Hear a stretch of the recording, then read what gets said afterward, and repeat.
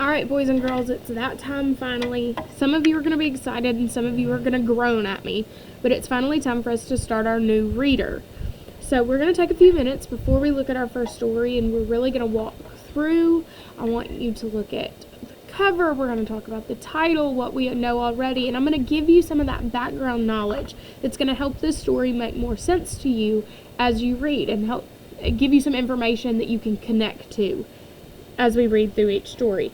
So we're going to start our new reader today, and we're going to look first at the title. So the first thing I notice when I look at our title is that we have a CE. I know that though C normally says K, when it's followed by an E, I, or Y, it's likely to say S. Also looks like we might have a sneaky E here, so we'll have to try and see what we notice. So we have GR, A, S, Grace. And that matches, because I know that our main character of our story for this book's name is going to be Grace. So looking at the cover of my book, my brain automatically says that I bet this is Grace.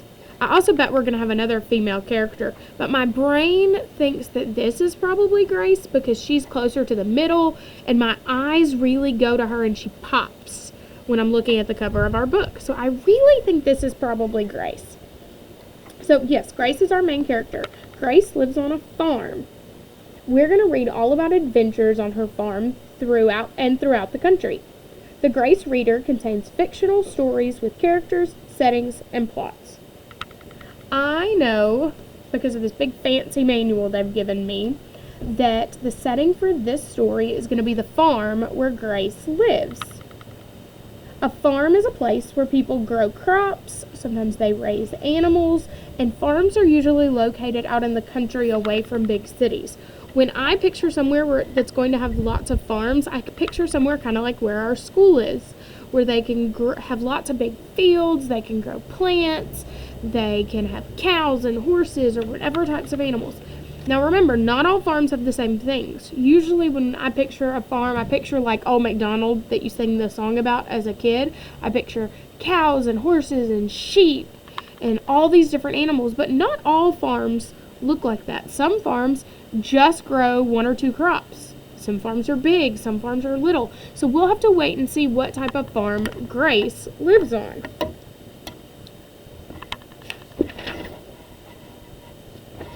Let's go ahead and take a look. If you don't have your reader, I want you to pause the video for a second and go get it so you can follow along with me. And we're going to open to the table of contents. And we're going to go through and we're just going to go ahead and read each of the titles to start to get some ideas what type of trouble Grace is going to get herself into throughout our book. So we have Mr. Spencer and the Rabbits, The Picnic by the River, Ants, The Band, The Yard Sale, The Storm, Dark Clouds and Wind. Ooh, those sound like they're really going to go well together. In the Storm Shelter. I'm noticing a theme in these chapters. The Visit, The Soccer Game, Supper, Grace the Performer, The Frog Jumping Contest, The Spinning Wheel, Buster the Pig.